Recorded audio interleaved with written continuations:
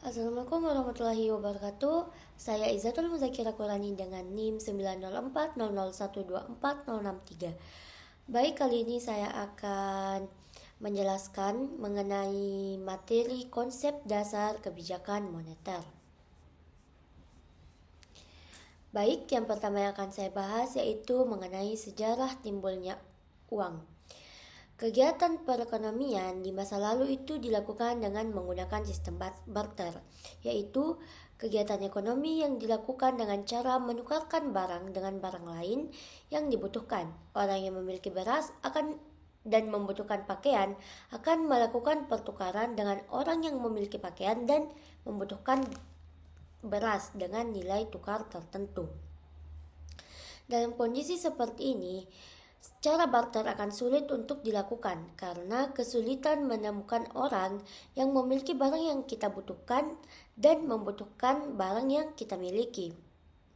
Kesulitan untuk mencari kesesuaian antara orang yang membutuhkan dan orang yang memiliki barang yang dibutuhkan ini dikenal dengan istilah double coincidence of want atau kesesuaian ganda dari keinginan. Dengan keterbatasan sistem barter ini, orang yang membutuhkan alat atau media yang dapat berfungsi sebagai alat pertukaran yang sah dan disepakati secara bersama. Media yang digunakan untuk melakukan pertukaran ini pada awalnya berupa uang barang atau commodity money. Pada waktu itu uang barang dibuat dari komoditi tertentu seperti emas, perak maupun kulit kayu. Jenis komoditi ini digunakan sebagai media pertukaran karena memiliki sifat-sifat sebagai berikut. Yang pertama, diterima secara umum karena sifat kelangkaannya. Yang kedua, mutu antar emas dan emas lainnya relatif sama dan homogen. Yang ketiga, tidak mudah rusak dan relatif mudah dibagi-bagi. Dan yang terakhir, karena disukai oleh banyak orang karena dapat digunakan sebagai perhiasan. Dengan adanya uang barang untuk sementara waktu, kesulitan sistem barter dapat diatasi. Pelaku-pelaku ekonomi tidak lagi harus mencari kesulitan ganda dari masing-masing pelaku ekonomi, tetapi barang dan jasa yang mereka miliki diperdagangkan dan dipertukarkan dengan menggunakan uang. Tujuan awal diciptakannya uang adalah untuk memperlancar kegiatan ekonomi dan tukar-menukar. Paling tidak, suatu media dapat dijadikan sebagai uang. Seiring makin berkembangnya kegiatan ekonomi, muncul media transaksi yang bersifat menggantikan ataupun melengkapi fungsi uang tersebut, yaitu uang giral. Adapun beberapa bentuk uang ini, yaitu time deposit atau deposito berjangka, cek rekening giro, dan kartu kredit. Uang ini memiliki kelebihan yaitu karena keamanannya lebih terjamin, karena kita tidak membawa dalam bentuk uang tunai. Yang kedua, mengenai peranan uang dalam perekonomian. Tanpa adanya uang dalam perekonomian, tentu akan muncul kesulitan-kesulitan dalam menjalankan kegiatan ekonomi. Uang diciptakan oleh pemerintah melalui otoritas moneter, Bank Sentral atau Bank Indonesia yang berperanan sebagai berikut. Yang pertama yaitu uang sebagai alat tukar atau medium of change. Dengan adanya uang sebagai alat tukar, kita tidak harus menemukan orang yang memiliki barang yang kita butuhkan dan membutuhkan barang yang kita miliki. Yang kedua itu uang sebagai satuan nilai atau unit of account. Dengan adanya uang, nilai satu barang dan jasa dengan mudah ditentukan, yaitu dengan cara mengukur seberapa banyak uang yang harus dibayarkan untuk memperoleh barang dan jasa tersebut. Yang ketiga yaitu uang sebagai standar pembayaran yang tertunda. Dalam perdagangan, seringkali transaksi pembayaran tidak dilakukan pada saat pembelian barang. Penundaan pembayaran ini bagi pedagang tidak menjadi masalah karena pembayaran yang dilakukan pada waktu yang akan datang dapat diukur dengan satuan uang. Bila mata uang tersebut tidak stabil, maka kondisinya akan merugikan bagi pedagang bila terjadi inflasi dan bagi pembeli bila terjadi deflasi. Dan yang terakhir itu fungsi uang itu sebagai penyimpan nilai atau store of value. Kekayaan seseorang dapat disimpan dalam bentuk uang maupun diwujudkan dalam bentuk barang. Dengan semakin berkembangnya kegiatan ekonomi, maka muncullah lembaga perbankan. Apabila seseorang tidak ingin memegang uang tunai karena keamanannya tidak terjamin, maka orang tersebut dapat menyimpannya di bank. Yang ketiga yang akan saya bahas mengenai konsep uang yang beredar di Indonesia. Di Indonesia, uang beredar adalah kewajiban sistem moneter, bank sentral, bank umum, dan bank BPR terhadap sektor swasta domestik, tidak termasuk pemerintah pusat dan bukan penduduk. Konsep uang yang beredar ini dapat dibedakan menjadi dua bentuk. Yang pertama itu uang beredar dalam arti sempit, yaitu jumlah uang yang beredar yang terdiri dari uang kartal dan uang giral yang digunakan oleh masyarakat dalam kegiatan ekonomi. Dalam istilah ekonomi moneter, konsep ini dikenal dengan istilah narrow money. Uang kartal itu uang yang dikeluarkan oleh otoritas moneter Bank Indonesia yang digunakan oleh masyarakat secara umum, yang mana terdiri dari dua bentuk, ada uang kertas dan uang logam. Sedangkan uang giral itu adalah jenis uang dalam bentuk saldo rekening giro atau rekening koran yang berada di bank umum dan milik masyarakat. Selanjutnya, konsep kedua itu uang beredar dalam arti luas. Uang beredar dalam arti luas atau bird money adalah jumlah uang yang beredar yang terdiri dari uang kartal, uang giral, dan uang kuasi. Dengan kata lain, uang beredar dalam arti luas terdiri dari uang beredar dalam arti sempit dengan uang kuasi. Materi selanjutnya itu mengenai teori permintaan uang. Teori permintaan uang ini ada beberapa teori. Yang pertama ada teori permintaan uang Keynesian. Teori permintaan uang menurut Keynes ini menyatakan bahwa permintaan uang yang dilakukan masyarakat itu didasari oleh tiga macam motif. Yang pertama itu motif transaksi. Motif ini dilakukan karena orang membutuhkan uang tunai untuk melakukan transaksi pembelian barang dan jasa. Motif spekulasi karena adanya beberapa faktor, yaitu ada faktor pendapatan, tingkat bunga, jumlah kekayaan, keuntungan, sikap optimisme dan pesimisme seseorang, yang mana tujuan dari motif transaksi ini adalah untuk mencari keuntungan dari permintaan uang tersebut. Selanjutnya, teori kuantitas uang neoklasik. Menurut pandangan kelompok neoklasik, uang ini tidak dapat memberi kepuasan secara langsung. Uang akan berarti setelah ditukarkan dengan barang-barang yang dapat memberi kepuasan secara langsung kepada pemegang uang.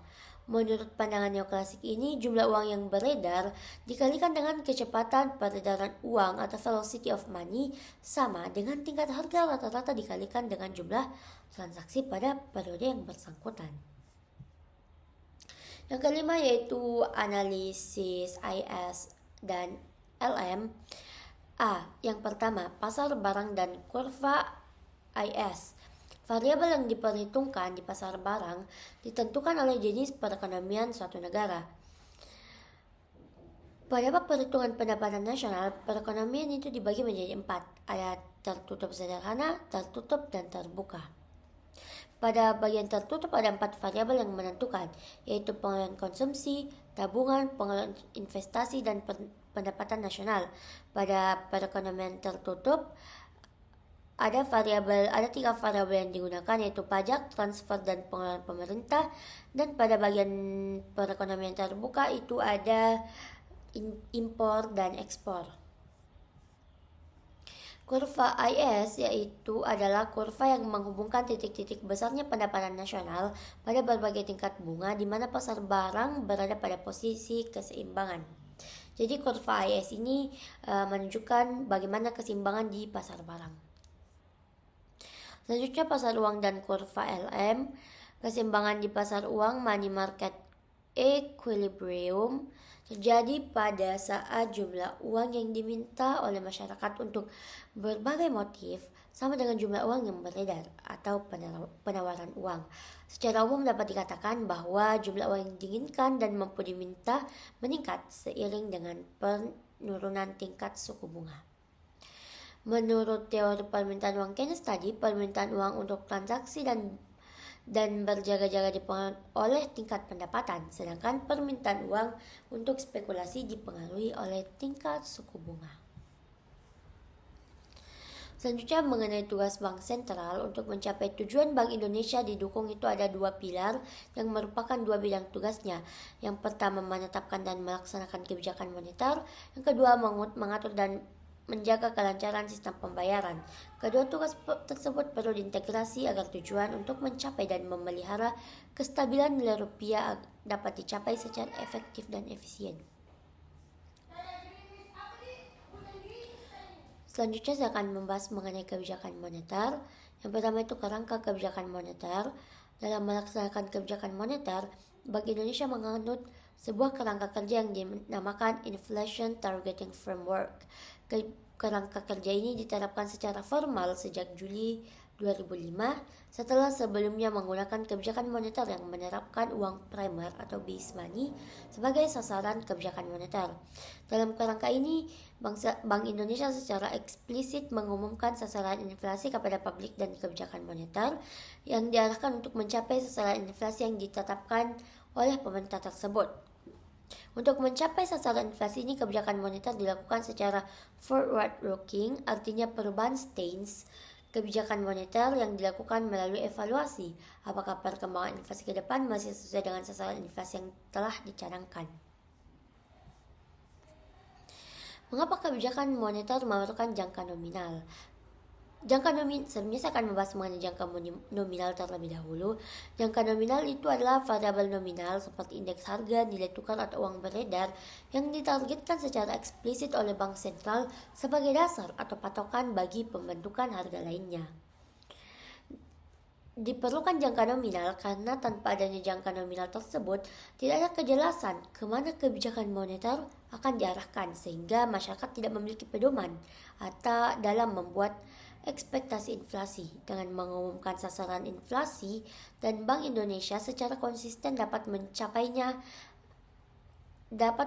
akan meningkatkan kreditabilitas kebijakan moneter. Pada gilirannya ekspektasi inflasi masyarakat sesuai dengan sasaran yang ditetapkan BI. Yang kedua mengenai transisi kebijakan moneter, Bank Indonesia ini melakukan penguatan kerangka operasi moneter dengan memperkenalkan suku bunga acuan atau suku bunga kebijakan baru yaitu BI 7-day repo rate yang akan berlaku efektif sejak 19 Agustus 2016. Mengapa BI memperkenalkan suku bunga acuan BI baru? Hal itu karena suku bunga kebijakan dapat secara cepat mempengaruhi pasar uang, perbankan, dan sektor real. Tujuan akhir dari kebijakan moneter yaitu adalah menjaga dan memelihara kestabilan nilai rupiah yang salah satunya tercermin dari tingkat inflasi yang rendah dan stabil. Untuk mencapai itu, Bank Indonesia menetapkan suku bunga kebijakan BI 7 DRR sebagai instrumen kebijakan utama untuk mempengaruhi aktivitas kegiatan perekonomian dengan tujuan akhir pencapaian inflasi. Selanjutnya mengenai instrumen kebijakan moneter. Kebijakan moneter merupakan kebijakan pemerintah yang mengendalikan perekonomian melalui jumlah uang yang beredar. Adapun beberapa instrumennya, yang pertama yaitu operasi pasar terbuka, yaitu dilakukan dengan cara membeli atau menjual surat berharga seperti surat Bank Indonesia dan surat berharga pasar uang.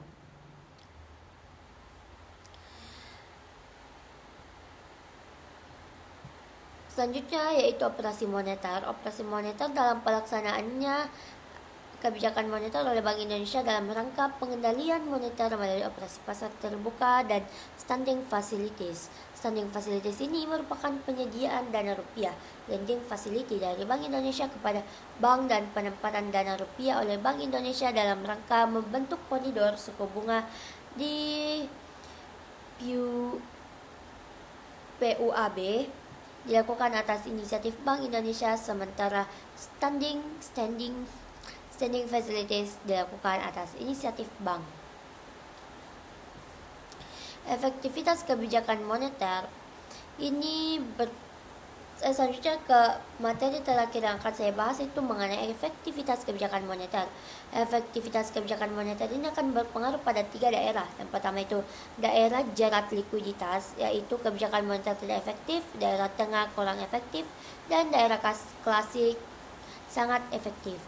Mungkin itu saja yang dapat saya sampaikan mengenai materi kebijakan moneter. Kurang dan lebihnya mohon dimaafkan. Wassalamualaikum warahmatullahi wabarakatuh.